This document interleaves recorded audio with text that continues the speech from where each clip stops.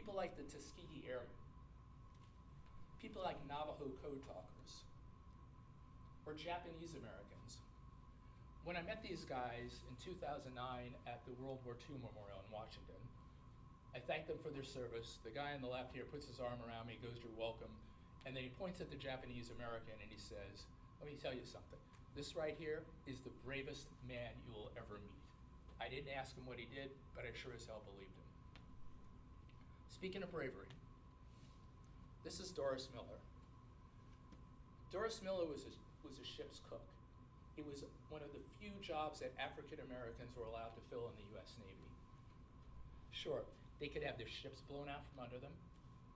They could be vaporized by a 16-inch naval shell, or, glory, they could be eaten by sharks alive. Right? But they could not fill a combat rating. That didn't matter to Doris Miller.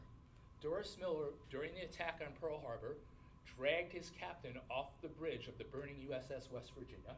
Then when he was done with that, he manned a mounted weapon for which he was not trained and started shooting at Japanese planes. For that, in this picture, he's being awarded the Navy Cross.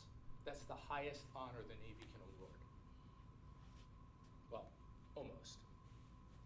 Later this decade, the US Navy is going to launch the USS Doris Miller, CVN-81.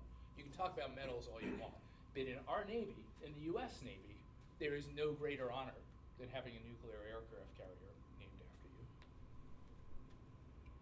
So, if we're going to talk about waste, we got to talk about 50% of the population that no matter how bad they wanted to fight, were not allowed to, women. And it wasn't like they weren't in harm's way. So this group of women right here was just released from a Japanese prisoner of war camp after 3 years in captivity. A lot of women wanted to fly, and a lot of women wanted to fly combat in particular. They weren't allowed to. The best they could do is this thing that we call the Women's Air Force Service Pilots, basically ferry pilots. They were allowed to fly planes back and forth across the US. It was important work, but it wasn't what they wanted to do. General Hap Arnold, head of the US Army Air Force, was afraid that they couldn't handle heavy bombers.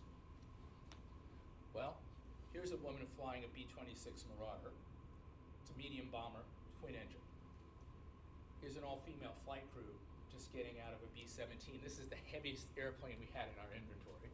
They were pretty happy. They didn't have any problems flying B-17s all the time.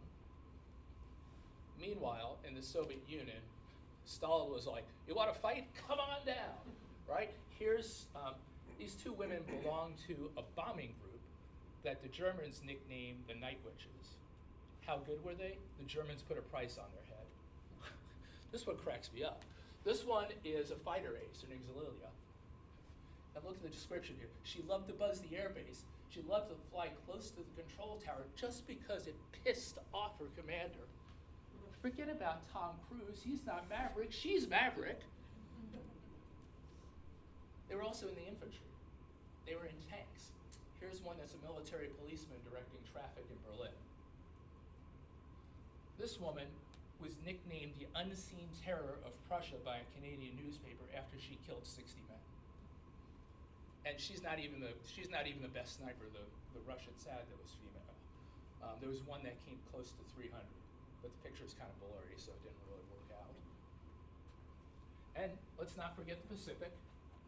This woman's a captain in the Philippine Resistance, and she's showing an American officer, "Well, you know, this is how I cut the throat of a Japanese person when I fought." So don't tell me they couldn't fight.